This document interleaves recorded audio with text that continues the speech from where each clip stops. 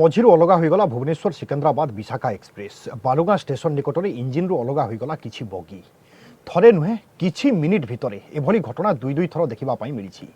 मरामती पर ट्रेन सिकंदराबाद अभिमुखे जाइछि। एपटे त्रुटि को मानिछि पूर्वतट रेलबाई। तेबे कोनोसी यात्रींकर किछि क्षति होई नाही। पूर्वरु बिना इंजिन रे टिटलागढ़ स्टेशन रु पाखापाखि 12 किलोमीटर गड़ीथिला अहमदाबाद पुरी एक्सप्रेस रो 22 टी बगी। ट्रैक रे दुई भाग हैला भुवनेश्वर सिकंदराबाद विशाखा एक्सप्रेस मझिरु अलगा होइगला ट्रेन।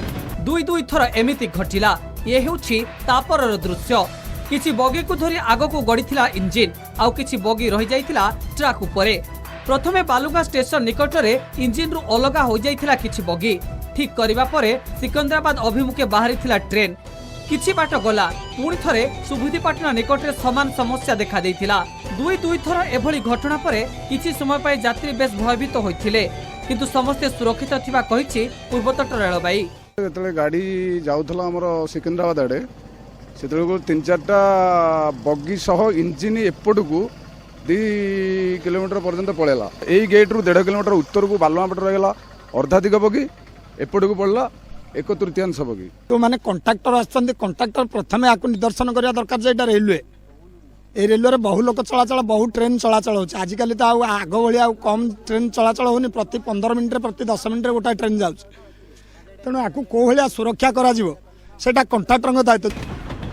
आज सकाळे भुवनेश्वर यात्रा आरंभ करिथिला विशाखा एक्सप्रेस। रास्ता रे दुई दुई थर इंजिन रु बगी अलगा हेबा परे एक निश्चित और बड़ धरणर अघटन रु बर्ती जाइछन्ति यात्री। किंतु प्रश्न उठुछि एमिति केमिति हेला। त्रुटि को स्वीकार करिछन्ति पूर्वतट रेलबाई कर्तृपक्ष। लॉकिंग सिस्टम रे त्रुटि रु ट्रेन टी अलगा होइथिबा कहा जाउछि। अल्पके बर्तिले यात्री एवं सुरक्षित भाव में गंतव्यस्थल को पुणी यात्रा कला विशाखा एक्सप्रेस। किंतु एटी प्रश्न उठुछि रेलबाई एथिप्रति केते होइछि सुरक्षित। यह राज्य रे प्रथम घटना नुहे। पूर्वरु गत वर्ष एप्रिल मासरे टिटलागढ़ स्टेशन रे एभली घटना देखिबा को मिलिथिला। बिना इंजिन रे पाखापाखि 12 किलोमीटर गड़ीथिला अहमदाबाद पुरी एक्सप्रेस। 22 टी बगी बिना इंजिन रे टिटलागढ़ रु केसिंगा स्टेशन पर्यंत गड़ीथिला। ब्यूरो रिपोर्ट सह टांगीरु मनोज नायडू, कलिंग टीवी।